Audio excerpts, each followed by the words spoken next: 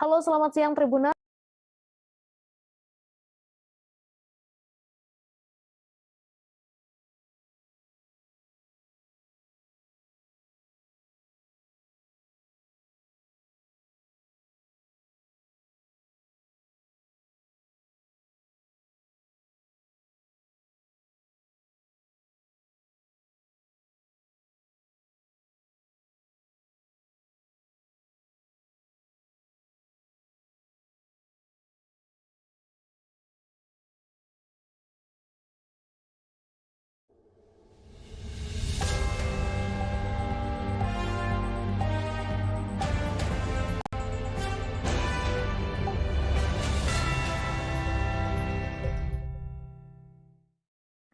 Halo, selamat siang Tribuners. Anda sedang menyaksikan live update Tribun News edisi Minggu 17 April 2022.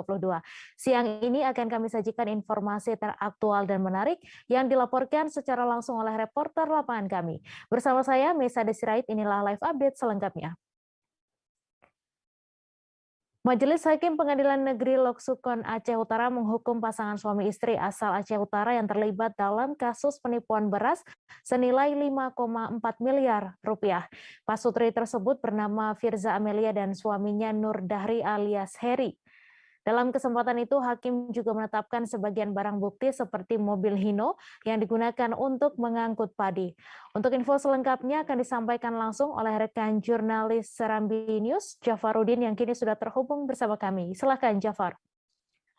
Baik, rekan Tribun News dapat kami laporkan, Majelis Hakim Pengadilan Negeri Lok Sukon kemarin tanggal 14 April 2022 menggelar sidang pamungkas kasus dugaan penipuan beras yang menyeret pasangan suami istri atau Pasutri Firza Amelia bersama dengan suaminya Nur Dahri itu divonis dengan hukuman 3 tahun masing-masing 3 tahun 3 bulan penjara atau 39 bulan di Pengadilan Negeri Lok Sukon. Nah, kasus ini berawal di tahun 2021 ketika Firza Amelia memesan beras pada korban, salah satu M. Nur namanya, pemilik kilang padi yang berada di Kecamatan Baktia, Kabupaten Aceh Utara. Jadi pada saat itu jumlah beras yang dipesan oleh Firza Amelia bersama dengan suaminya dalam 19 kali pengiriman di tahun 2021 mulai dari bulan Februari di bulan Februari 2021 itu mencapai 81.288 kilogram atau ditaksir dengan harga itu mencapai 5,4 miliar lebih. Di alasannya Firza Amelia pada saat itu bersama dengan suaminya, mereka mendapat pekerjaan atau kontrak untuk memasukkan beras itu ke program Keluarga Harapan atau PKH yang berada di Sumatera Utara. Nah, karena memang setelah diberi waktu sampai dengan batas waktu yang ditentukan, Firza Amelia tidak mampu memenuhi, tidak mampu melunasi, sehingga M. Nur, pemilik atau penyedia beras itu melaporkan kasus ini ke Polda Aceh yang berada di Banda Aceh pada tanggal 8 Maret 2021. Kemudian pada tanggal 13 Januari 2022, kasus ini mulai mulai dilimpahkan ke Kejari Aceh Utara oleh Polda Aceh dan kemudian pada tanggal 3 Februari 2022 kasus ini disidangkan di Pengadilan Negeri Lok Sukon Kabupaten Aceh Utara. Setelah melewati proses persidangan, dakwaan, pemeriksaan saksi, kemudian juga pemeriksaan terdakwa, kemudian agenda tuntutan, masing-masing terdakwa dituntut oleh jaksa penuntut umum Kejari Aceh Utara itu 8 tahun penjara. Kemudian setelah tuntutan ada agenda pledoi, pembacaan pembelaan. Kemudian kemarin Majelis Hakim mengadakan sidang pamungkas dengan agenda pembacaan putusan. Nah, sampai saat ini kasus ini masih terdakwa dan kuasa hukum daripada terdakwa itu masih pikir-pikir. Mereka diberi waktu sampai dengan 7 hari untuk menyatakan sikap, menerima putusan tersebut atau mengajukan banding. Demikian, Mai, laporannya. Ya baik, terima kasih Jofarudin atas laporan Anda. Selamat bertugas kembali. Kita beralih ke informasi selanjutnya, Tribuners. Bulan suci Ramadan menjadi momentum umat Islam mendekatkan diri kepada Tuhan Yang Maha Esa dengan memperbanyak kegiatan ibadah. Aktivitas Ramadan pun banyak ditemui di tengah-tengah lingkungan masyarakat. Terlebih di Lembaga Pemasyarakatan Lapas Kelas 2A Karawang. Ternyata di dalam terdapat pondok pesantren bagi narapidana untuk menimba ilmu agama Islam. Untuk info selengkapnya akan disampaikan langsung oleh rekan jurnalis Warta Kota, Muhammad Azam, yang kini sudah terhubung bersama kami. Silakan, Azam.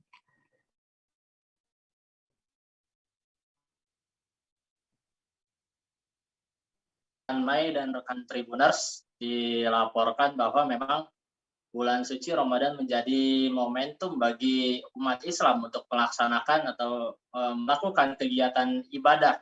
Begitu. Suasana Ramadan juga ternyata kental terasa di Lembaga Pemasyarakatan kelas 2A Karawang, di mana memang di lapas Karawang itu terdapat pondok pesantren yang berisi merupakan santrinya itu para warga binaan atau narapidana. Memang saat kami mendatangi ke pondok pesantren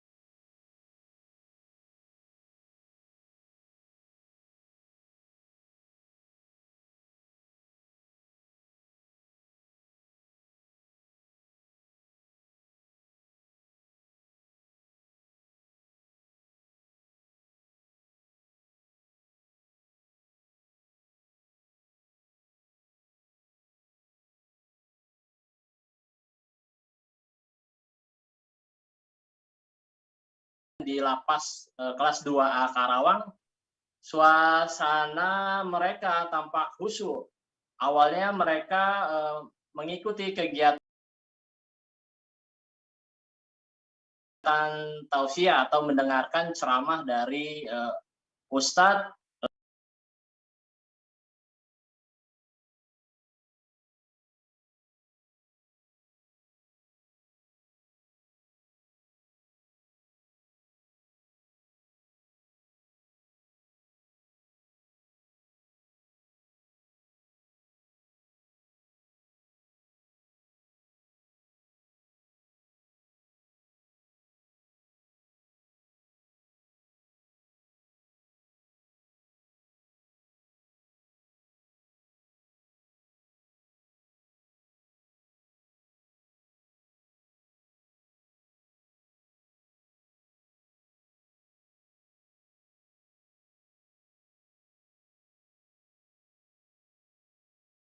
Lalu setelah itu mereka melakukan kegiatan belajar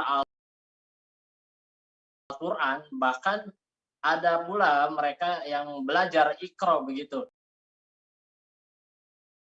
Suasana semangat mereka dalam melaksanakan ibadah atau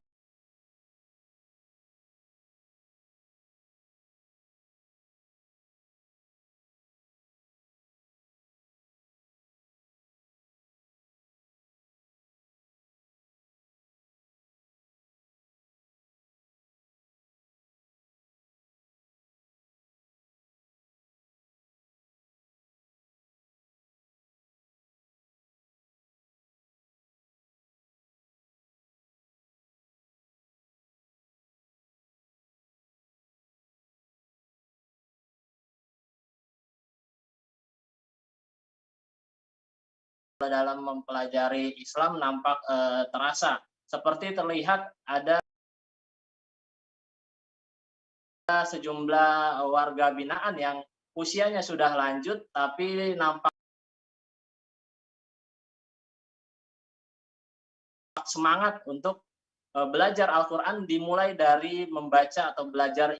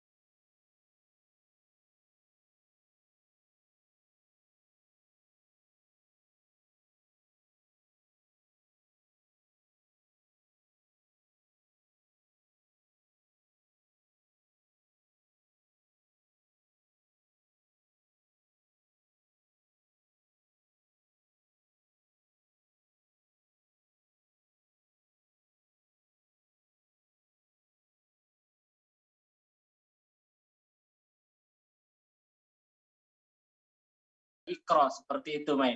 Terus memang dijelaskan pondok pesantren Nurul Iman di Lapas kelas 2A Karawang ini baru didirikan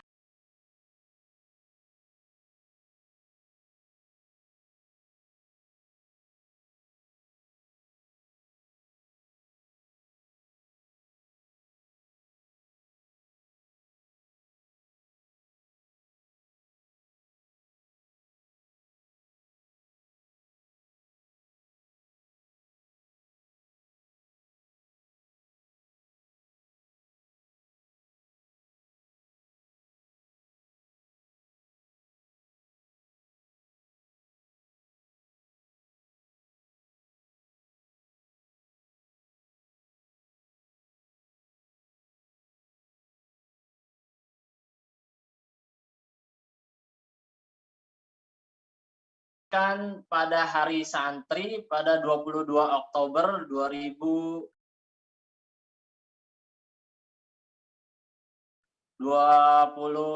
lalu. Dijelaskan memang bahwa pendirian pondok pesantren di lapas kelas 2A Karawang ini diharapkan mampu menjadi tempat perubahan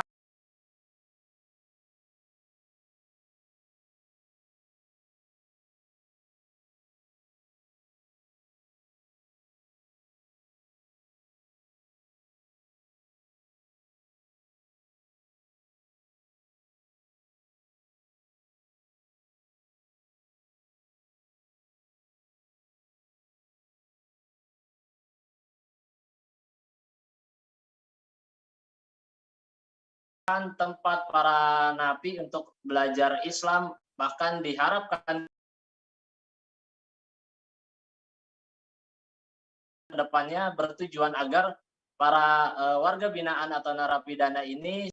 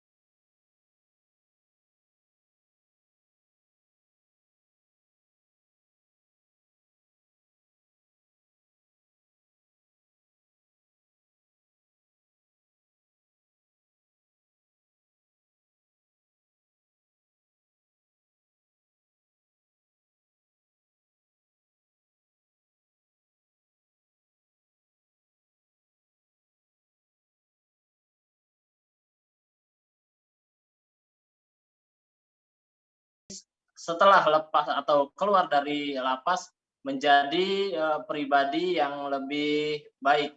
Dijelaskan juga salah satu warga binaan atau juga santri di pondok pesantren Nurul Iman di lapas kelas 2A Karawang, Ujang Jayadi, yang merupakan dari yang dihukum atas kasus pembunuhan. Dia juga mengaku senang atas kehadiran pondok pesantren Nurul Iman di lapas Karawang. Pasalnya, selain menjadi tempat dirinya untuk bertaubat atau memohon ampun atas segala perbuatannya di masa lampau yang ia lakukan, pondok pesantren ini juga menjadi fasilitas atau sarana dia untuk mempelajari Islam jauh lebih dalam dan melaksanakan kegiatan-kegiatan ibadah untuk kedepannya diharapkan menjadi pribadi yang lebih baik ketika keluar dari lapas seperti itu. Bahkan di antara para ratusan santri di pondok pesantren di lapas Karawang itu ada 2 orang mualaf yang memilih atau memeluk masuk Islam di dalam lapas. Walaupun terlihat masih terbata-bata menjalankan atau belajar membaca Iqra, terlihat juga semangat. Dijelaskan juga Mei bahwa di dalam pondok pesantren di lapas kelas 2A Karawang itu juga ada asrama santri yang memang dari pihak lapas mempersiapkan atau mengkhususkan satu blok di lapas itu untuk khusus asrama santri. Dijelaskan oleh Kasih Pembinaan dan Pendidikan Kamesworo bahwa lapas ini sengaja menghadirkan pondok pesantren yang awalnya santrinya itu berjumlah 80-an, lalu bertambah menjadi 120 hingga saat ini total jumlah santri warga binaan di Pondok Pesantren Nurul Iman Lapas Karawang berjumlah 200 santri yang merupakan warga binaan. Dikatakan juga kegiatan sehari-hari mereka itu mulai dari membaca Al-Quran, belajar Al-Quran, mendengarkan tausiah, bahkan diajarkan mulai dari tata cara sholat, bacaan sholat maupun kegiatan-kegiatan ibadah yang lainnya. Seperti itu, Mei. Ya, baik, terima kasih Azam atas laporan Anda, dan Tribuners, wartawan kami juga telah menghimpun wawancara dengan Kasih Binadik Lapas Kelas 2A Karawang. Berikut tayangannya untuk Anda. Bertepatan waktu itu hari santri tanggal 22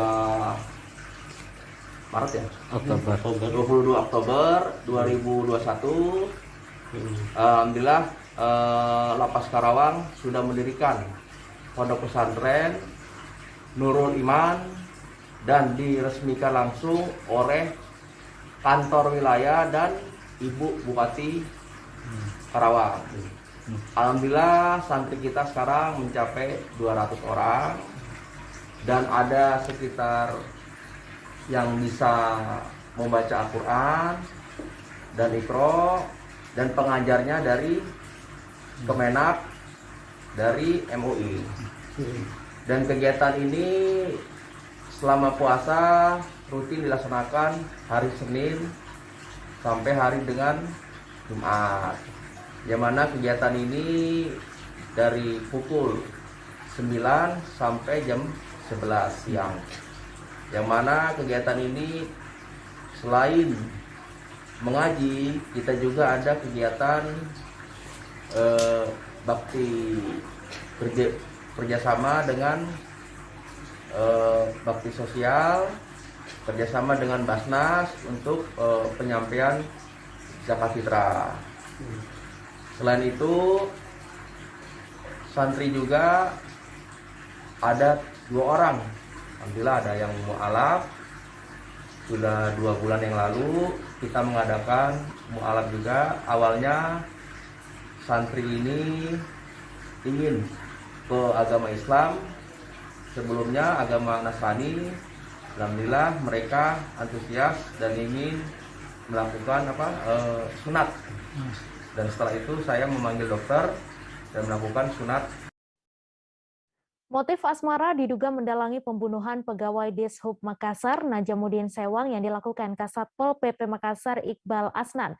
Hal itu diungkapkan Kapolrestabes Makassar Kombes Pol Budi Haryanto saat merilis kasus itu di kantornya pada Sabtu 16 April. Menurutnya, Iqbal Asnan dan almarhum Najamuddin Sewang terlibat cinta segitiga dengan seorang perempuan. Selain Iqbal, 3 pria lainnya juga ikut terlibat dalam pembunuhan berencana itu, yaitu berinisial S, AKM, dan A. Untuk informasi selengkapnya akan disampaikan oleh rekan jurnalis Tribun Timur, Muslimin Emba, yang kini sudah terhubung bersama kami. Silakan, Emba. Ya, baik Mei, dan dapat saya jelaskan bahwa kasus ini bermula pada 3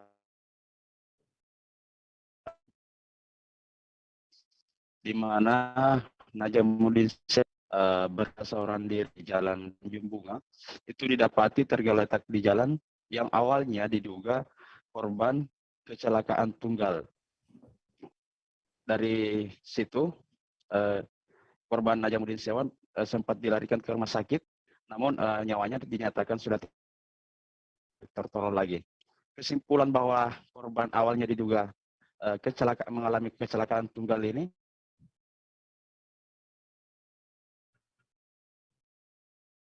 sampai di rumah almarhum. Nah, pas saat hendak dikafani oleh keluarga, barulah didapati adanya luka lubang bekas proyektil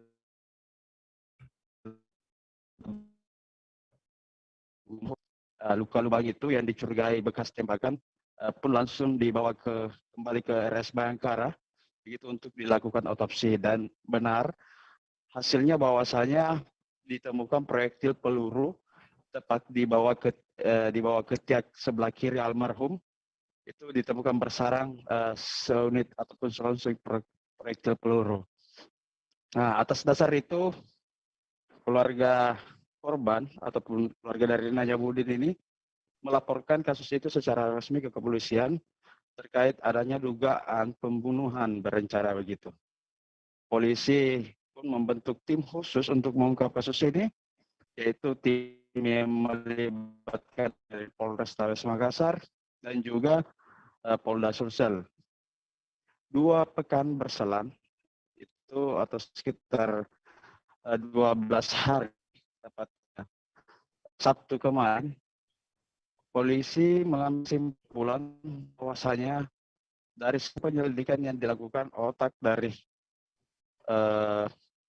pembunuhan berencana ini adalah Satpol PP Kota Makassar M. Iqbal Asnan. M. Iqbal Asnan dijemput di rumahnya ataupun ditangkap di rumahnya kemarin di Jalan Muhammad Tahir itu sekitar pukul 4 WITA waktu Indonesia Tengah. Saat itu Iqbal sedang nyantai dijemput langsung oleh petugas gabungan yang dipimpin langsung oleh Kapolrestabes Makassar Kombes Budi Haryanto. Adapun motif dari pembunuhan ini terungkap, yaitu ada perempuan yang dikabarkan didekati oleh Iqbal Asnan, kemudian juga dekat dengan korban Najamuddin, utamanya saat keduanya pernah sekantor di Dinas Perhubungan, di mana Iqbal Asnan sebelumnya pada 2019 lalu sempat menjabat PLT Kepala Dinas Perhubungan di tempat almarhum Najamuddin bekerja sampai sekarang. Nih. Ya baik, terima kasih Emba atas laporan Anda, dan Tribuners, wartawan kami juga telah menghimpun wawancara dengan Kapolrestabes Makassar. Berikut tayangannya untuk Anda. Jadi pada hari ini, hari Sabtu tanggal 16 April 2022, kita dari Polrestabes Makassar berhasil mengungkap pelaku sekaligus motif daripada kasus penembakan yang terjadi pada hari Minggu tanggal 3 April yang lalu. Adapun saksi yang sudah kita periksa sebanyak 20 orang dan 4 orang kita tetapkan sebagai tersangka. Untuk motif daripada pelaku ini adalah cinta segitiga, ya, motif pribadi. Jadi saya ulangi, tidak ada teror di Kota Makassar ini, tapi ini adalah motif atau masalah pribadi sehingga terjadi penembakan yang terjadi pada hari Minggu tanggal 3 April 2022. Untuk kepastiannya, karena ini barang bukti dan tersangka masih dalam perjalanan, belum bisa kita rilis. Namun kami memberikan keterangan kepada rekan-rekan semua bahwa perkara atau kasus penembakan yang terjadi pada tanggal 3 April itu sudah berhasil kita ungkap dan kita tangkap pelakunya. Dari keempat siapa dan tersangka itu identitasnya siapa Konden? Siapa saja ini tersangka? Kenapa? Yang keempat tersangka Bang. Identitasnya. Kami untuk tersangka kami beri inisial. Yang pertama adalah S. Yang kedua adalah MIA. Yang ketiga HKM. Dan yang keempat adalah A. Sebuah mobil yang berada di parkiran mal menabrak kaca lantai 2 mal tersebut. Peristiwa ini terjadi di Mall Bumi Kedaton, Kota Bandar Lampung. Pengemudi mobil diduga salah menginjak pedal rem yang membuat mobil melaju dan menabrak kaca lantai 2 mal hingga pecah. Untuk info selengkapnya akan disampaikan langsung oleh rekan jurnalis Tribun Lampung, Joviter Husin, yang kini sudah terhubung bersama kami. Silahkan Joviter. Baik, Mei, bisa saya informasikan kembali untuk insiden tersebut terjadi pada hari Sabtu kemarin sekitar pukul 12 siang. Dari informasi dihimpun juga bahwa pengemudi tersebut diduga lalai atau tidak memperhatikan kondisi sekitar, sehingga mobil yang seharusnya parkir di tempatnya namun terus menabrak kaca mal. Tidak ada korban jiwa dalam kejadian tersebut, namun diketahui juga bahwa kerusakan sudah diperbaiki oleh pengemudi tersebut. Demikian, Mei. Ya, baik. Terima kasih Joviter Husin atas laporan Anda. Selamat bertugas kembali. Kecelakaan terjadi di perlintasan rel kereta api tanpa palang pintu di Desa Merak Batin, Kecamatan Natar, Kabupaten Lampung Selatan. Kecelakaan melibatkan mobil Corolla DX yang tertabrak kereta hingga terseret belasan meter. Pengemudi mobil mengalami luka-luka akibat kejadian tersebut, sementara mobil mengalami rusak berat. Untuk info selengkapnya akan disampaikan langsung oleh rekan jurnalis Tribun Lampung, Sulis Setia Marhamah, yang kini sudah terhubung bersama kami. Silakan, Sulis. Ya, selamat siang rekan Mei dan Tribuners dimanapun Anda berada. Bisa kami informasikan sempat terjadi kecelakaan lalu lintas yang melibatkan kereta Babaranjang yang mengangkut material, dan itu cukup terjadi kecelakaannya sekitar pagi, dan itu terjadi di Desa Negara Ratu, Merak Batin, Kecamatan Natar, Kabupaten Lampung Selatan. Namun dalam kejadian tersebut tidak ada korban jiwanya Tribuners, dan untuk korban sendiri sudah dilarikan ke Rumah Sakit Natar Medika. Berdasarkan informasi resmi dari Humas PT KAI Daerah 4 Tanjung Karang, benar adanya kecelakaan tersebut terjadi, sementara dari masinisnya sendiri sebenarnya sudah memberikan peringatan melalui klakson yang cukup keras, hanya saja mobil sedan tersebut tetap melaju sehingga terjadi kecelakaan. Saat Tribun Lampung datang ke lokasi, mobil sudah dievakuasi dan korban sudah berada di rumah sakit. Namun bisa kita lihat material kecelakaan lalu lintas yang terjadi masih berserakan di sekitar ruas jalan tersebut. Dan Tribuners, bisa kami informasikan juga mengenai kecelakaan lalu lintas seperti ini, di mana terjadi di perlintasan kereta api tanpa palang pintu. Tidak kali ini saja terjadi, khususnya di Negara Ratu ini. Terjadi mungkin 2 atau 3 kali dalam kurun waktu 3 tahun dengan kejadian serupa, mobil versus Babaranjang.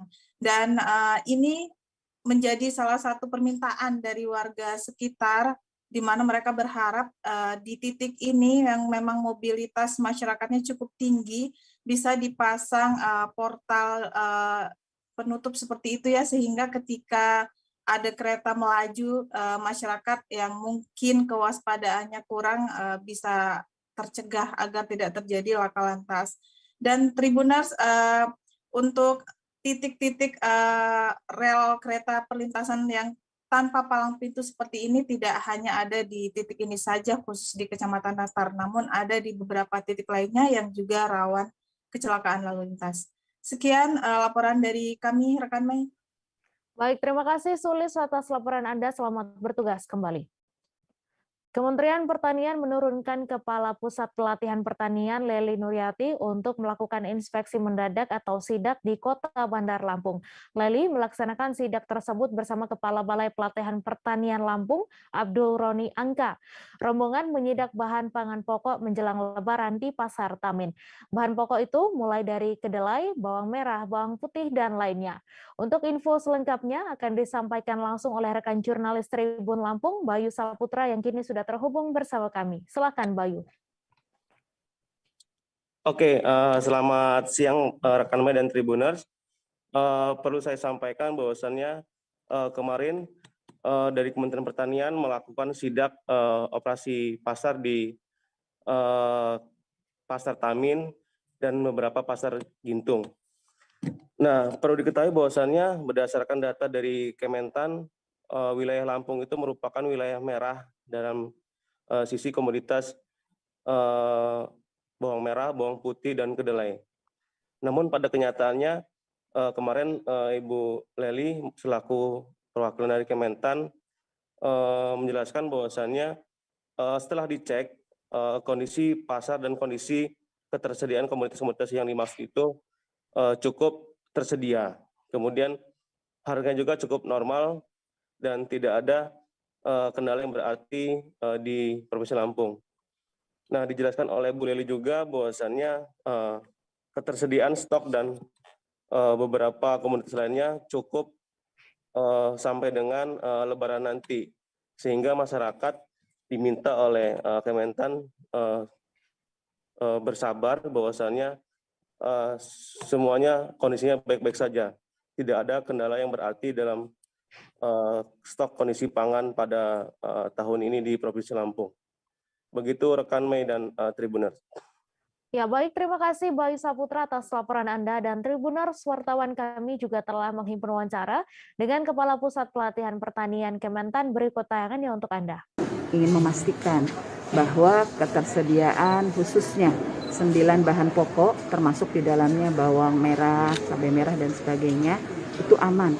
Paling tidak sampai hari raya. Ya, kita sudah lakukan pemantauan sejak beberapa minggu sebelum Ramadan, melakukan pemantauan lebih intens ya Pak Kadis, harian, mingguan, dan melaporkannya untuk memetakan. Jangan sampai nanti Lampung ini kekurangan sehingga masyarakat di sini harganya terlalu tinggi. Nah, dari pemetaan itu kita menemukan nih beberapa hari ini datanya untuk bawang merah ini memang kelihatan kekurangan. Ternyata setelah dicek ke lapangan kan sebetulnya stok banyak, baik di grosir ini ya Bu ya, maupun tadi di pasar induk ya. Sebuah sepeda motor terbakar di jalanan Kabupaten Pringsewu, Lampung pada malam hari. Motor tersebut merupakan motor yang tangki bahan bakarnya telah dimodifikasi. Pengendaranya diduga melakukan pengecoran bahan bakar sebelum akhirnya motor tersebut terbakar. Peristiwa ini juga masih dalam penyelidikan kepolisian. Untuk info selengkapnya akan disampaikan langsung oleh rekan jurnalis Tribun Lampung, Didi Budiawan, yang kini sudah terhubung bersama kami. Silakan Didi. Oke, selamat siang rekan Mei, selamat siang Tribuners. Dapat saya laporkan bahwa hari Jumat kemarin, tepatnya tanggal 15 April 2022, sekira pukul 20.00 waktu Indonesia Barat, telah terjadi kebakaran satu unit sepeda motor di ruas jalan negara, yaitu Jalan Lintas Barat Kabupaten Pringsewu.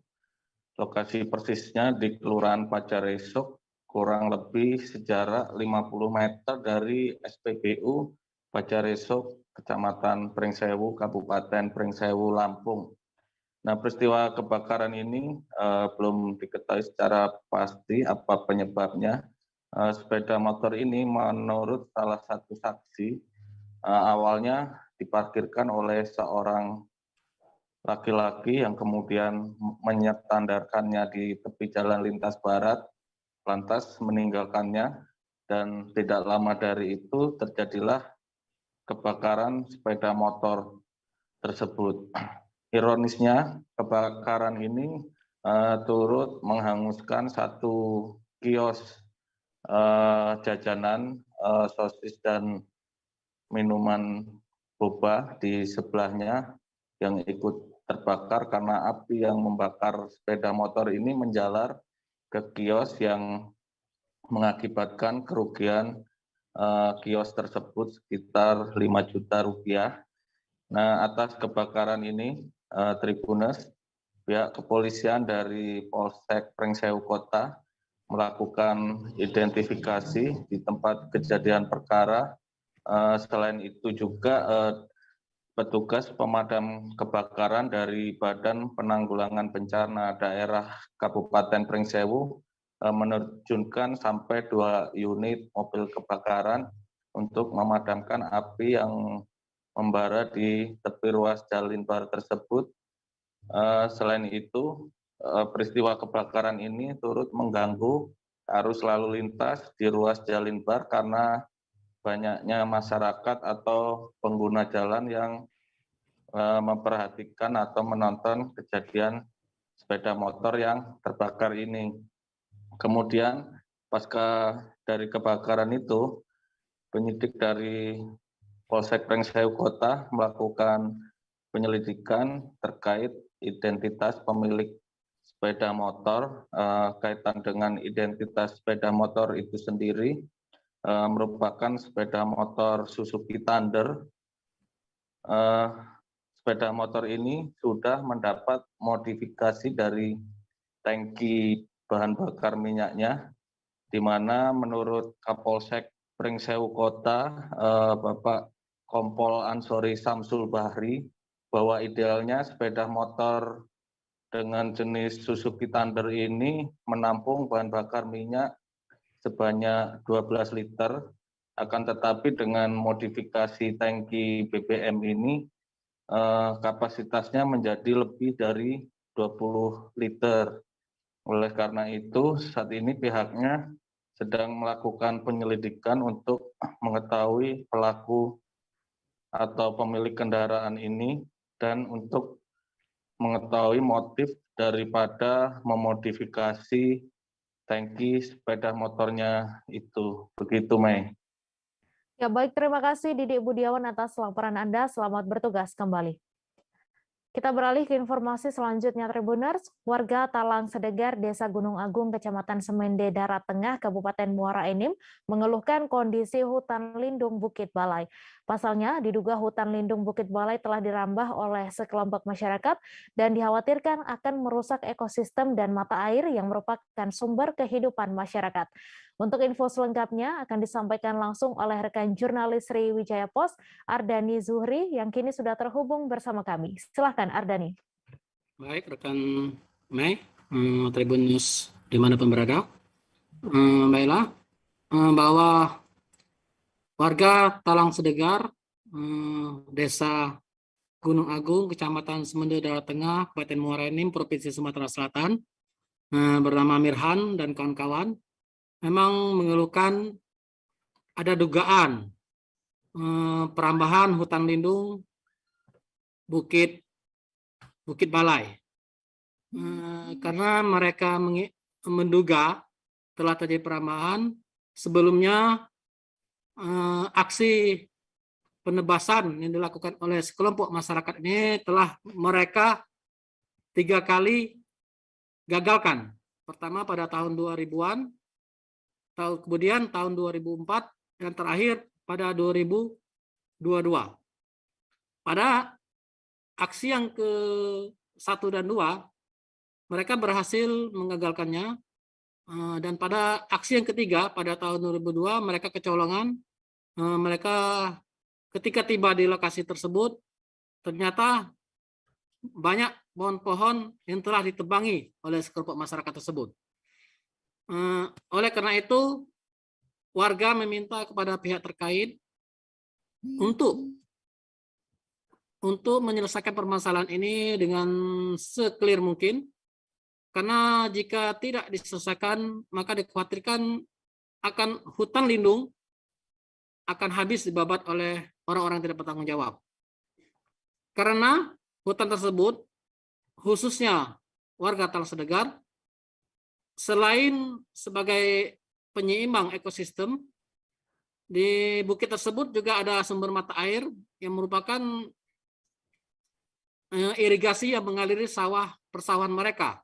Karena di Talang Sedegar sendiri ada sekitar 80 hektar persawahan dan hortikultura, sedangkan di bawah, di irigasi bawahnya, di Ataran Macan, Desa Gunung Agung, itu ada sekitar 45 hektar. Sementara itu, ketika dikonfirmasi kepada Kades Gunung Agung, yaitu Rizal, menjelaskan bahwa dirinya belum mengetahui jika ada perambahan yang dikatakan oleh masyarakat Talang Sedegar tersebut. Karena sepengetahuan dirinya, masyarakat hanya membersihkan lahan kebun mereka yang akan dibuat untuk kopi. Selain itu juga ada program pembibit dari pemerintah, yaitu menanam nangka dan alpukat di kebun lahan dan menanam jenis pohon mahoni ataupun bambang di daerah hutan lindung. Jadi dari pemerintah desa menduga warga menebas tersebut bukan di hutan lindung, tetapi di lahan mereka sendiri. Begitu rekan Mani. Ya, baik, terima kasih Ardani atas laporan Anda, dan Tribuners, wartawan kami juga telah menghimpun wawancara dengan salah seorang warga. Berikut tayangannya untuk Anda. Harapan warga terhadap memang semua warga yang tidak sempat hadir, tetapi umumnya sudah menitipkan. Kami sebagai perwakilan dari Ataran Sedegar mohon kepada oknum oknum yang tidak bertanggung jawab seperti ini, kami mohon kepada pihak yang berwajib, khususnya yang Kapolda, kami mohon Pak, tolong bantu untuk penyelesaian ini. Kalau tidak, jangankan hal ini terjadi, saya kira bukit-bukit di atas ini nanti dalam jangka 1 tahun saya jamin Pak, habis, berarti dibolehkan. Nah kalau tidak, kami mohon kepada Bapak, mohon penyelesaian, tindak lanjuti kepada seluruh masyarakat kami. Kami sebagai perwakilan mohon, sekali lagi mohon dibantu untuk tindak lanjuti hal ini. Jangan lagi sampai terjadi terhadap yang lain. Kecelakaan lalu lintas terjadi di ruas Jalan Trans Sulawesi, tepatnya di Tanjakan Maruase Munte, Kecamatan Tumpaan, Kabupaten Minahasa Selatan, Sulawesi Utara. Mobil bus angkutan umum Makassar Manado terbalik setelah mengalami mati mesin. Beruntung tidak ada korban jiwa ataupun luka parah pada kejadian tersebut. Untuk informasi selengkapnya akan disampaikan langsung oleh rekan jurnalis Tribun Manado, Ishak Mamoto, yang kini sudah terhubung bersama kami. Silakan Ishak. Baik rekan Mei, Tribuners, bus angkutan umum Megamas dengan nomor polisi DC 8825XA warna kuning merah dari Makassar menuju Manado mengalami kecelakaan tunggal di Tanjakan Maruase Munte, tepatnya di Kabupaten Minahasa Selatan, Provinsi Sulawesi Utara. Bus yang dikendarai oleh Sapri mengalami mati mesin pada saat melakukan tanjakan, sehingga tidak mampu menanjak dan akhirnya bus pun terbalik. Informasi yang kami peroleh Tribuners bahwa tidak ada korban jiwa pada saat kejadian ini, dikarenakan penumpang yang berjumlah 4 orang yang naik dari Makassar itu sudah diturunkan di Gorontalo, sehingga pada saat itu bus hanya memuat barang-barang saja yang akan dibawa ke Manado. Dan dari informasi ini juga kami peroleh bahwa kondisi supir atau Sapri pada waktu itu hanya mengalami keseleo di bagian bahu kanan saja dan sempat dirawat di Puskesmas Tumpaan. Dari pihak kepolisian sendiri, Kasat Lantas Polres Minsel AKP Hadi Siswanto pada saat dikonfirmasi membenarkan kejadian tersebut dan melaporkan atau mengatakan pada saat kejadian tersebut terjadi, dia mendapatkan informasi dan langsung mengirimkan beberapa anggota untuk mengamankan TKP. Karena melihat dari situasi lokasi di situ juga Tribuners yang memang sangat berbahaya apabila tidak ada petugas yang mengatur suasana di situasi di sana. Karena tanjakan tersebut memang dikenal tanjakan yang sangat berbahaya karena sudah ada beberapa peristiwa kecelakaan yang terjadi di sana juga. Demikian rekan Mei, terima kasih. Ya, baik, terima kasih Ishak Mamoto atas laporan Anda. Selamat bertugas kembali. Kami masih akan menyajikan informasi menarik untuk Anda. Seusai jeda sejenak, tetap di Live Update. Oke, apa kabar Bang Ariski di sini untuk strateginya? Kalau saya sendiri di Gimik 37 ini yang semalam baru mulai, saya udah hitam. Sebenarnya aku nggak ngerasain penangkapan atau penggerebegan atau apapun itu. Karena gitu, posisinya aku kriteria. Jadi kita mengenal disebut dengan stroke yang tidak berdarah dengan stroke yang berdarah. Stroke yang tidak berdarah itu biasanya ditandai dengan adanya penyumbatan. Kalau itu terjadi di sini mungkin pikirnya tidak ke situ kali ya. Tapi kalau di Korea atau di Kamboja itu ada beberapa paper yang saya itu Mas, ya, dulunya tukang koran. Oh gitu ya. Tukang koran. Ya, saya baca itu Pak. Tuh kan pernah baca kan? Ya. Jadi kalau saya jadi tanggam itu udah bersyukur banget. Si anak ini dijadikan sebagai tersangka begitu. Ya, kalau ini kita bicara yang di luar kasus Sebongombo ya. Dengan nama hujan shower, di mana terdapat batas jelas antara daerah hujan dan tidak hujan yang biasanya terjadi pada fase awal mature stage atau tahap berbahaya itu Kang. Jadi mulai artinya terjadinya perlembekan. Nah itu untuk penetrasi akan sulit gitu ya. Dok, saya ini menurut saya memang tidak mudah, bukan urusan tanah diambil. Kalau misalnya Amerika Serikat sekarang, Rasulullah mengatakan dalam sebuah hadis bahwa berpuasa di 6 hari Syawal itu. Oke, apa kabar Bang Ariski di sini untuk strateginya? Kalau saya sendiri di Gimik 37 ini yang semalam baru mulai, saya udah hitam. Sebenarnya aku nggak ngerasain penangkapan atau penggerebegan atau apapun itu. Karena gini loh, posisinya aku kriteria. Jadi kita mengenal disebut dengan stroke yang tidak berdarah dengan stroke yang berdarah. Stroke yang tidak berdarah itu biasanya ditandai dengan adanya penyumbatan. Kalau itu terjadi di sini mungkin pikirnya tidak ke situ kali ya, tapi kalau di Korea atau di Kamboja itu ada beberapa paper yang Saya itu Mas, dulunya tukang koran. Oh gitu ya. Tukang koran. Ya, saya baca itu Pak. Tuh kan, pernah baca kan? Ya. Jadi kalau saya jadi pangdam, itu udah bersyukur banget. Si anak ini dijadikan sebagai tersangka begitu. Ya, kalau ini kita bicara yang di luar kasus Sebongombo ya. Dengan nama hujan shower, di mana terdapat batas jelas antara daerah hujan dan tidak hujan yang biasanya terjadi pada fase awal mature stage atau tahap Berbahaya dewasa. itu Kang. Jadi mulai artinya terjadinya perlembekan. Nah itu untuk penetrasi akan sulit. Gitu ya. Dok, saya ini menurut saya memang tidak mudah. Bukan urusan tanah diambil. Kalau misalnya Amerika Serikat sekarang, Rasulullah mengatakan dalam sebuah hadis bahwa berpuasa di 6 hari Syawal itu. Oke, apa kabar Bang Arifki di sini untuk strateginya? Kalau saya sendiri di Jumip 37 ini yang semalam baru mulai, Apa yang saya dirasakan udah Kak Fernita? sebenarnya aku nggak ngerasain penangkapan atau penggerebegan atau apapun itu. Karena gini loh, posisinya aku kriteria.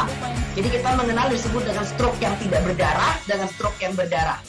Stroke yang tidak berdarah itu biasanya ditandai dengan adanya penyumbatan. kalau itu terjadi di sini mungkin pikirnya tidak ke situ kali ya, tapi kalau di Korea atau di Kamboja itu ada beberapa paper yang Saya itu Mas, dulunya tukang koran. Oh gitu ya. Tukang koran. Ya, saya baca itu Pak. Tuh kan, pernah baca kan? Ya. Jadi kalau saya jadi pangdam, itu udah bersyukur banget. Si anak ini dijadikan sebagai tersangka begitu. Ya, kalau ini kita bicara yang di luar kasus Sebongombo ya. Dengan nama hujan shower, di mana terdapat batas jelas antara daerah hujan. Terima kasih Anda masih menyaksikan live update.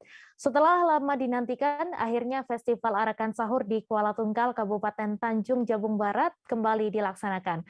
Wakil Gubernur Jambi Abdullah Sani dan Wakil Bupati Tanjab Barat Hairan membuka Festival Arakan Sahur pada Sabtu 16 April malam. Alun-alun dipenuhi oleh warga yang antusias ingin melihat dari Festival Arakan Sahur ini karena telah lama dirindukan. Karena pasalnya 2 tahun terakhir Festival Arakan Sahur tidak dilaksanakan karena pandemi COVID-19. Untuk info selengkapnya akan disampaikan langsung oleh rekan jurnalis Tribun Jambi, Danang Noprianto, yang kini sudah terhubung bersama kami. Silakan Danang. Iya, rekan Mei. Perlu saya sampaikan bahwa Festival Arakan Sahur merupakan event wisata religi tahunan di Kabupaten Tanjung Jabung Barat, tepatnya di kota Kuala Tungkal dalam menyambut dan memeriahkan bulan suci Ramadan. Tradisi Arakan Sahur sendiri merupakan tradisi yang ada di Kabupaten Tanjung Jabung Barat sejak puluhan tahun lalu dan secara resmi dijadikan festival atau diperlombakan sejak tahun 2001. Dan selama 2 tahun terakhir akibat pandemi COVID-19 pada tahun 2020 dan pada tahun 2021 festival ini tidak dilaksanakan. Dan untuk menjawab kerinduan masyarakat dengan tradisi ini dan di tengah melandainya kasus COVID-19, di tahun ini akhirnya pemerintah Kabupaten Tanjung Jabung Barat melaksanakan kegiatan Festival Arakan Sahur dengan beberapa persyaratan mematuhi protokol kesehatan, dan juga pemerintah Kabupaten Tanjung Jabung Barat menyediakan gerai-gerai vaksin untuk masyarakat yang ingin melihat Festival Arakan Sahur. Kegiatan pembukaan Festival Arakan Sahur ini sendiri dihadiri dan dibuka secara langsung oleh Wakil Gubernur Jambi Abdullah Sani, karena festival ini sudah masuk dalam kalender of event Provinsi Jambi.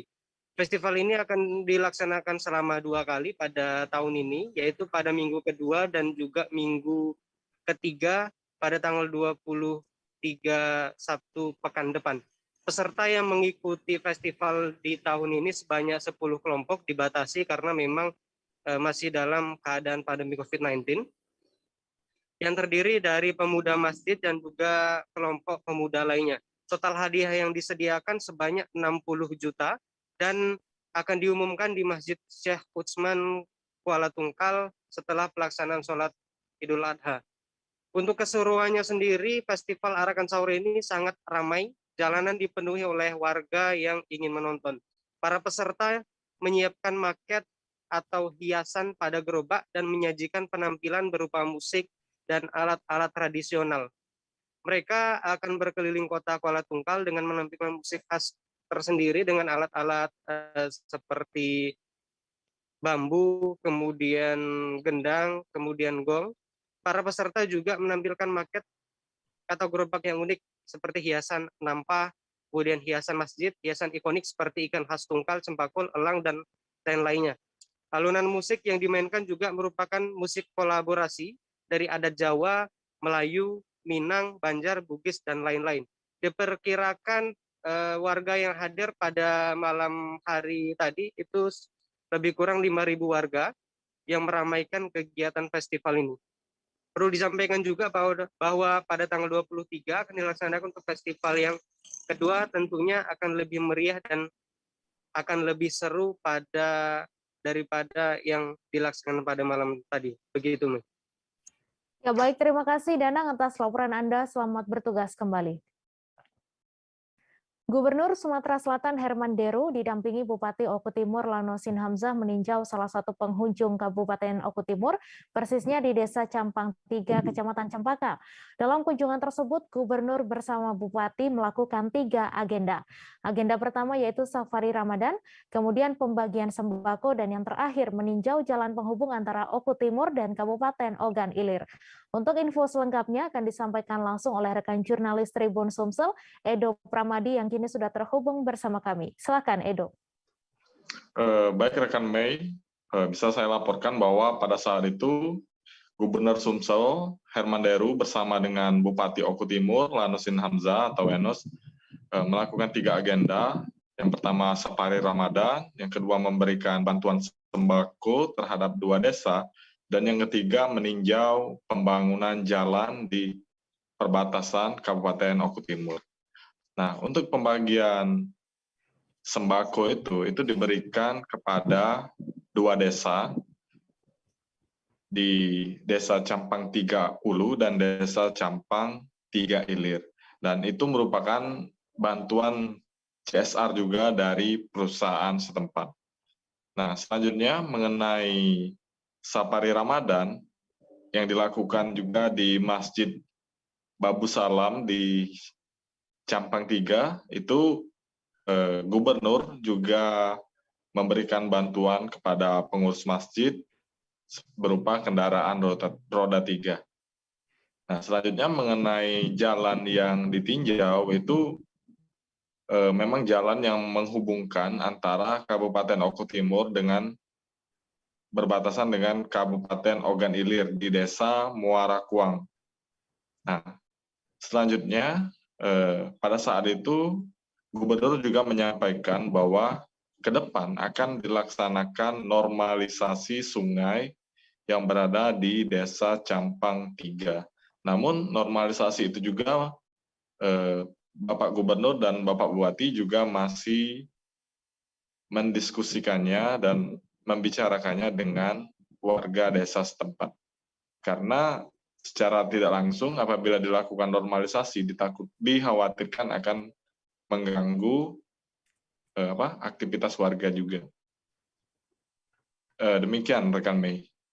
Baik, terima kasih Edo atas laporan Anda, dan Tribuners, wartawan kami juga telah menghimpun wawancara dengan Gubernur Sumatera Selatan. Berikut tayangannya untuk Anda. Kunjungan dalam rangka safari Jumat tadi ke Masjid Babu Salam dan 3 Ulu, sama tokoh masyarakat, bupati dan seluruhnya menyampaikan bantuan permohonan masyarakat, yakni motor roda 3 untuk mengantar jenazah ke pemakaman. Terus kedua, acara ke Campang 3 Ilir ini bersama-sama dengan keluarga besar PT Campang 3 memberikan CSR-nya berupa sembako menjelang Lebaran ini. Kedua desa full, ya? Iya Pak, benar Pak. Setiap kakak, tidak tersisa.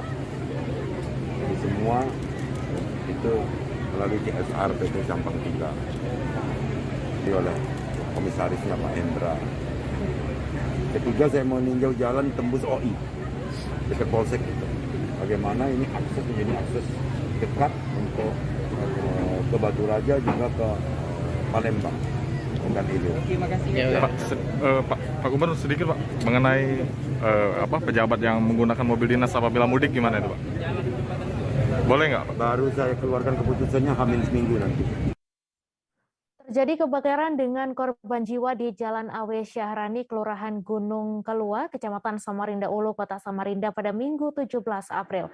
Ada satu ruko 3 pintu yang ludes terbakar dalam musibah ini, serta menyebabkan 7 orang penghuninya tewas. Untuk info selengkapnya akan disampaikan langsung oleh rekan jurnalis Tribun Kaltim, Rita Lavinia, yang kini sudah terhubung bersama kami. Silakan, Rita. Ya, halo Mei dan Tribuners, selamat siang ya. Musibah kebakaran dengan korban jiwa ini terjadi pada pukul 04.45 waktu Indonesia Tengah. Dan dari informasi yang berhasil Tribun Kaltim himpun, kebakaran dipicu oleh sebuah mobil double cabin putih Strada yang mengarah dari Jalan Awe Syahrani ke flyover Juanda Samarinda Ulu. Nah, kemudian mobil ini menabrak pagar besi ruko 3 pintu dan juga menabrak rak bahan bakar minyak eceran yang berada di depan ruko tersebut, Medan Tribuners. Nah, bensin ini berhamburan dan pecah sehingga bahan bakar yang berada di dalamnya menyebar. Dan karena mobil tersebut mengalami tubrukan yang hebat, timbullah percikan api dan menyambar sekeliling ruko yang sudah terkena percikan bensin itu. Ditambah seluruh barang yang ada memang mudah terbakar ya, Medan Tribuners. Nah, untuk diketahui 3 ruko ini terdiri dari ruko penjual plastik, elektronik, dan sembako. Dan untuk ruko plastik dan elektronik itu memang tidak ditempati oleh pemiliknya ya. Tetapi untuk ruko sembako dihuni oleh 1 kakak dengan 9 jiwa. Dan penghuni inilah yang menjadi korban. Nah, saat evakuasi ada 6 orang ditemukan dalam keadaan meninggal dunia dan 2 kritis. Naas, saat tiba di rumah sakit, seorang di antara yang kritis tersebut turut meninggal dunia sehingga total korban jiwa menjadi 7 orang, Medan Tribuners. Nah, yang terdiri dari 6 anggota keluarga dan 1 asisten rumah tangga mereka. Nah, satu-satunya orang yang selamat dan tidak terluka dalam musibah ini adalah kepala keluarga yang saat kejadian memang sedang pergi berbelanja ke pasar. Nah, Kapolresta Samarinda, Kombes Pol Arif Fadli mengatakan bahwa ke-7 korban meninggal bukan karena terbakar ya, tetapi karena terlalu banyak menghirup asap atau gas karbon monoksida.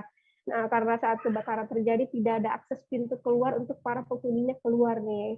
Sementara untuk pengemudi mobil double cabin sendiri dinyatakan melarikan diri dan saat ini sedang diburu oleh pihak kepolisian. Demikian Mei dan Tribuners. Baik, terima kasih Rita atas laporan Anda. Selamat bertugas kembali. Ditlantas Polda Papua Barat bersama Satlantas Polres Manokwari menggelar rekonstruksi laka maut di distrik Minyamboy, Kabupaten Pegunungan Arfak, Papua Barat pada Sabtu 16 April. Rekonstruksi tersebut digelar selama 4 jam dengan menyisir lokasi awal kendaraan bermuatan 34 orang itu melintas. Penyisiran itu berlanjut hingga di lokasi sang supir nahas menginjak rem sekitar 500 meter sebelum tragedi kecelakaan. Untuk informasi selengkapnya akan disampaikan langsung oleh rekan jurnalis Tribun Papua Barat, Safwan Ashari, yang kini sudah terhubung bersama kami. Silakan, Safwan. Ya, baik. Mei dan juga Tribuners dimanapun Anda berada, hari ini dapat saya kabarkan dari Kabupaten Manokwari, Provinsi Papua Barat, bahwa sejak Sabtu kemarin di Lantas Polda Papua Barat, maksud saya dengan Satlantas Polres Manokwari tengah melaksanakan rekonstruksi tempat kejadian perkara yang mana menewaskan kurang lebih 18 orang warga Nusa Tenggara Timur yang bekerja di salah satu tambang emas di Kabupaten Pegunungan Arfak beberapa waktu yang lalu. Pada rekonstruksi ini pihak kepolisian melaksanakan rekonstruksi dengan menggunakan traffic accident analysis, yang mana tujuannya untuk memperoleh informasi berupa kronologi teknis hingga keadaan infrastruktur dan pola kejadian lainnya pada kejadian sang sopir menabrakkan kendaraan tersebut ke tebing dan menewaskan 18 orang di Pegunungan Arfak beberapa waktu yang lalu. Dan pada rekonstruksi tersebut tampak beberapa bercakan darah dari para korban masih ada di jalan dan juga di kendaraan tersebut, dan beberapa barang milik korban pun masih ada di kendaraan tersebut. Dan perlu diketahui, Mei dan juga Tribuners dimanapun Anda berada, bahwa pada rekonstruksi kemarin tim mendapat kesimpulan sementara bahwa kendaraan sang sopir awalnya memang lalai, sebab pada beberapa fakta yang terkemuka bahwa selain memuat 34 orang, termasuk 18 orang yang meninggal dunia, ada beberapa barang, yakni kurang lebih 103 potong kayu dan beberapa besi yang mana ditampung di belakang bak kendaraan truk berwarna kuning tersebut, sehingga bisa disimpulkan bahwa kendaraan tersebut memang over kapasitas dan pada saat pengereman memang tidak mampu untuk melakukan pengereman, sehingga sang sopir langsung menabrakkan kendaraan tersebut ke arah tebing di kilometer 10 distrik Menyembau, Kabupaten Pegunungan Arfak.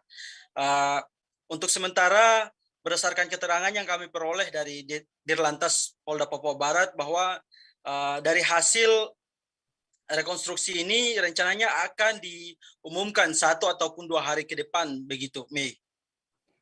Ya, baik, terima kasih Sofwan atas laporan Anda, dan Tribuners, wartawan kami juga telah menghimpun wawancara dengan Dirlantas Polda Papua Barat. Berikut tayangannya untuk Anda. Kita temukan fakta di sekitar TKP. Kejadian kecelakaan ini disebabkan oleh overloading. Jadi di dalam satu truk yang terlibat kecelakaan tersebut, yang seharusnya tidak boleh diangkut manusia. Diangkut oleh manusia dengan menambah 34 orang di atasnya, ini terjadinya overloading. Ada 34 orang di dalamnya, ada beberapa barang-barang, ada 103 batang kayu, kemudian papan sebanyak 10 lembar, 1 unit sepeda motor, besi ulir ukuran 16 mm yang 8 orang baru bisa terangkat. Itu menyebabkan daya cengkram rem kendaraan akan menurun. Ya. Kemudian ini dipengaruhi dengan situasi jalan yang turun sangat curam. Kalau tadi disampaikan oleh Pak KNKT itu 48%, hampir 45 derajat. Ya. Kemudian menabrak tebing dan terseret kurang lebih 6 meter. Itu sementara yang perlu kami sampaikan. Meski tidak dikaruniai fisik yang sempurna sejak lahir, pria bernama Warnadi tak patah arang. Di tengah keterbatasan fisik itu, ia yang mengalami disabilitas di kaki kirinya nyatanya mampu menorehkan prestasi. Bahkan ia bersama timnas sepak bola amputasi berhasil menembus Piala Dunia Sepak Bola Amputasi di Turki. Pria kelahiran Kuningan, Jawa Barat itu awalnya hanya hobi menonton sepak bola. Tak pernah terlintas sebelumnya Warnadi atau biasa dipanggil Bang Kundil ini bisa ikut serta bermain bola lantaran kakinya yang tidak sempurna. Untuk info selengkapnya akan disampaikan langsung oleh rekan jurnalis Tribun Jakarta, Satrio Sarwo, yang kini sudah terhubung bersama kami. Silahkan Satrio. Ya, baik. Jadi memang Warnadi atau akrab disapa Kundil ini merupakan pemain timnas dari sepak bola amputasi yang berposisi sebagai bek sayap gitu.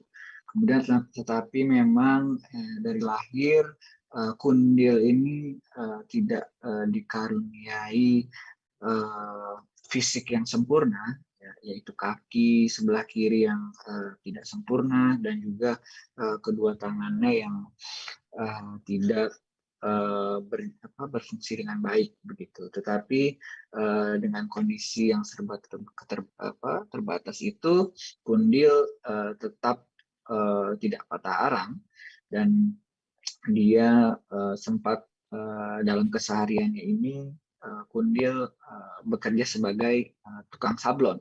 Tetapi jauh sebelumnya Kundil memberanikan diri ketika muda itu untuk merantau ke Jakarta dan mengikuti berbagai pelatihan. Jadi dia seorang diri datang ke Jakarta dari Kuningan, terus mengikuti berbagai pelatihan yang sekiranya bisa dia lakukan, sehingga dia akhirnya bisa atau terampil dalam melakukan keahlian menyablon. Nah, dari kemampuannya menyablon itu dia bisa hidup secara mandiri di Jakarta. Tapi memang jauh sebelum masuk ke timnas, memang hidupnya jauh dari dunia olahraga. Karena memang ia menyadari dengan keterbatasan fisik yang ada, agak sukar untuk Kundil ini melakukan aktivitas olahraga. Tetapi pada suatu ketika ia diajak oleh Yudi Yahya, itu Ketua Umum Tim Indonesia Sepak Bola Amputasi, dan itu di tahun 2018 untuk bergabung di perkumpulan itu, sehingga dari sana dia belajar, dia paham bagaimana bermain bola, tetapi dengan cara pemain amputasi begitu. Jadi dia bermain juga menggunakan kruk gitu. Tapi dari situ dia mulai mengasah kemampuannya dan berkembang gitu. Dan juga lambat laun Kundil ini mengerti dan mahir cara bermain bola memakai tongkat kruk. Setelah itu baru ia kemudian bergabung lagi di klub Persatuan Sepak Bola Amputasi Jakarta atau disingkat Persaj. Nah, hingga pada tahun 2022, singkat cerita, ia terpilih masuk ke skuad timnas sepak bola amputasi Indonesia untuk mengikuti kualifikasi Piala Dunia di Dhaka, Bangladesh. Dan setelah mengikuti tesnya sebulan, dia akhirnya dan bersama rekan-rekan lainnya berhasil lolos kualifikasi di Dhaka dan untuk bersiap menatap Piala Dunia di Turki mendatang. Seperti itu. Ya, baik Satrio, terima kasih atas laporan Anda. Selamat bertugas kembali. Misa Sabtu Suci atau Malam Paskah di Gereja Santo Gabriel Nunukan dimulai dengan perarakan lilin masuk ke dalam gereja dan ditempatkan di dekat altar pada Sabtu 16 April malam. Sebelum perayaan Malam Paskah dimulai, lampu gereja dimatikan total sehingga suasana menjadi gelap gulita. Sementara itu, sebuah lilin Paskah yang berukuran besar dan berwarna putih mulai dinyalakan dan diberkati oleh pastor atau imam yang memimpin perayaan misa. Untuk info selengkapnya akan disampaikan langsung oleh rekan jurnalis Tribun Kaltara, Febrianus Felis, yang kini sudah terhubung bersama kami. Silakan, Felis. Baik, rekan Mei dan Tribuners, dapat saya laporkan kembali bahwa Misa Sabtu Suci atau Malam Paskah di Gereja Katolik Santo Gabriel Nunukan dimulai dengan perarakan lilin masuk ke dalam gereja dan ditempatkan di dekat altar pada Sabtu tadi malam.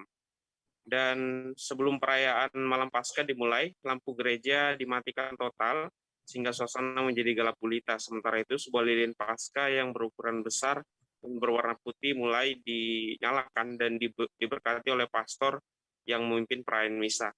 Dan sebelumnya dapat saya laporkan juga bahwa perayaan Hari Suci yang dimulai dari Kamis Putih hingga berakhir pada hari Paskah ini di Gereja Katolik Santo Gabriel Nunukan berlangsung dengan pembatasan jumlah umat yang merayakan perayaan misa.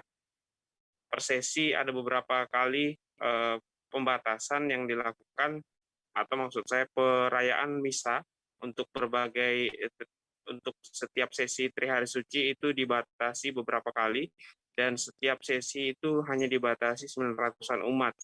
Dibatasi 900 umat karena sesuai dengan ketentuan pemerintah daerah umat yang boleh hadir hanya 70% dari kapasitas ruangan atau tempat ibadah.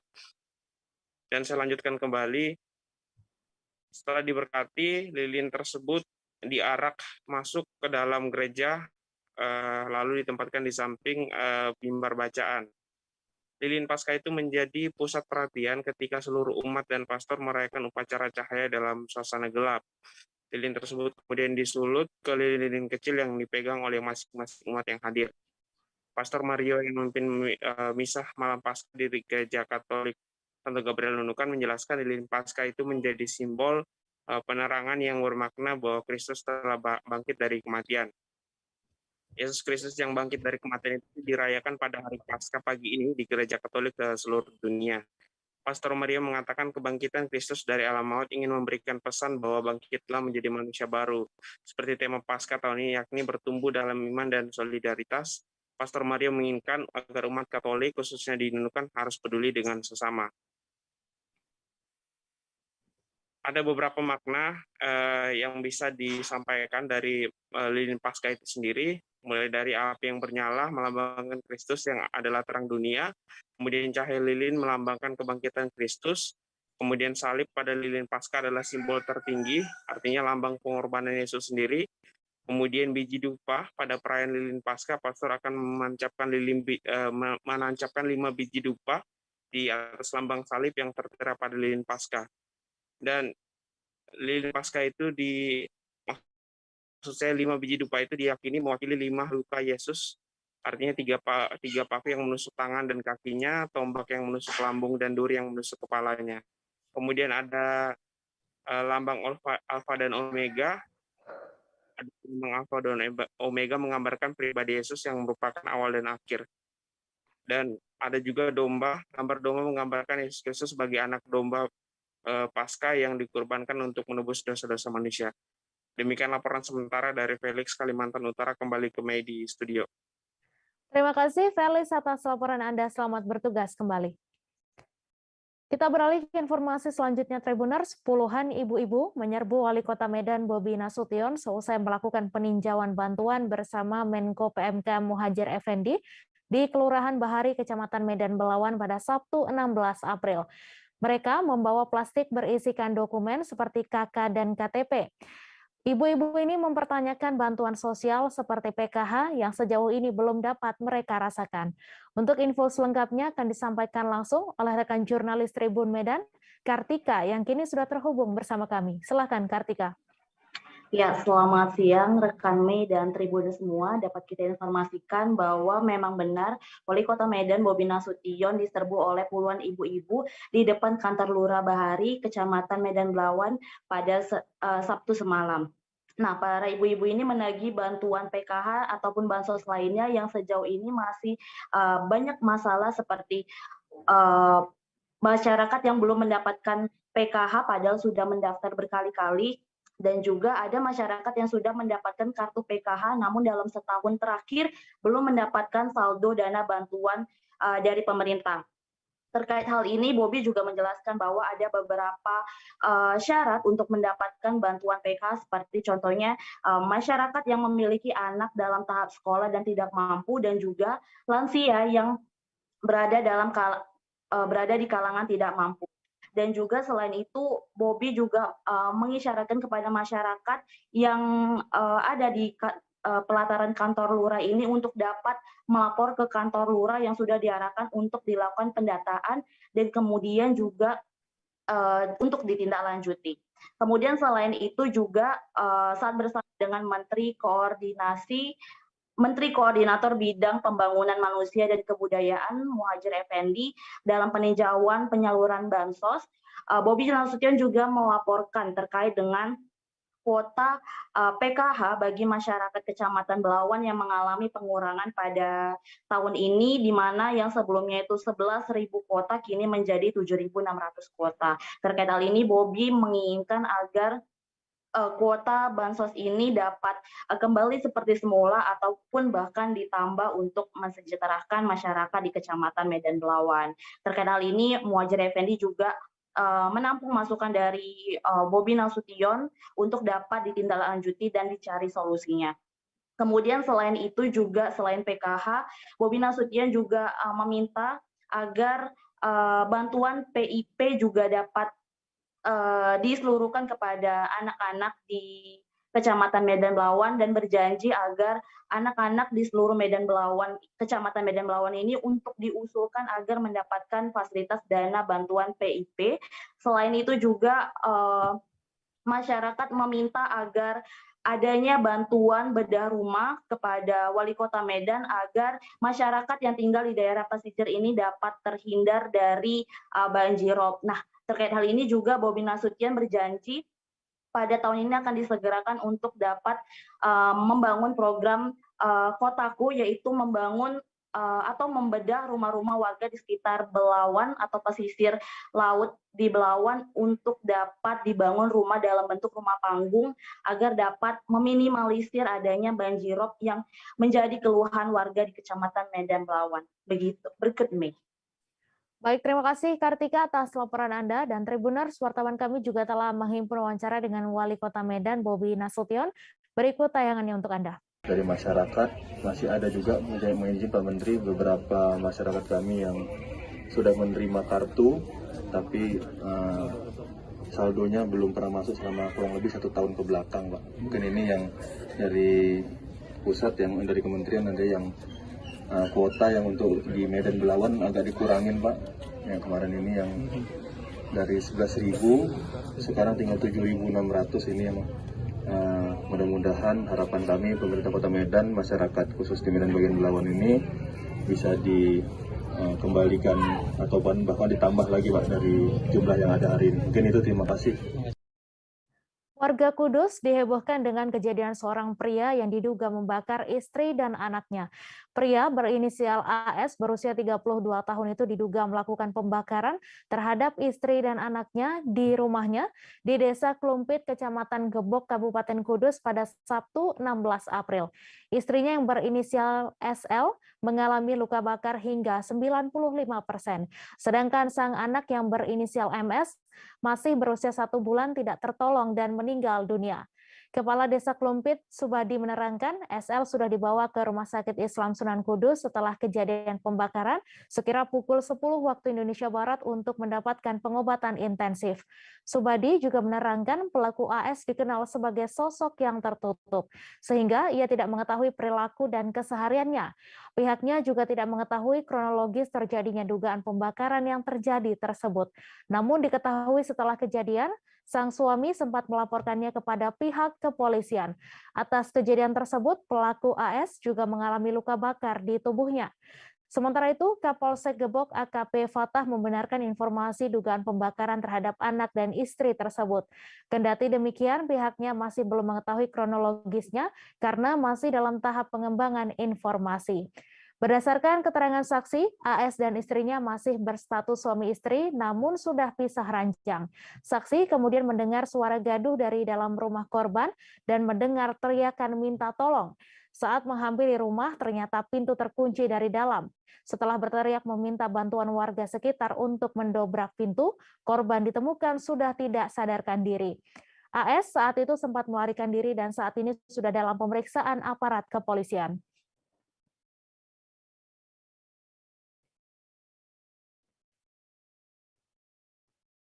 Informasi tadi sekaligus menutup perjumpaan kita dalam live update hari ini. Tribuners, lantaran masih di tengah pandemi, kami kembali mengingatkan untuk selalu menerapkan protokol kesehatan dimanapun Anda berada. Saya Mesa Desirait beserta kru yang bertugas pamit. Terima kasih dan sampai jumpa. Jangan lupa like, subscribe, dan share ya.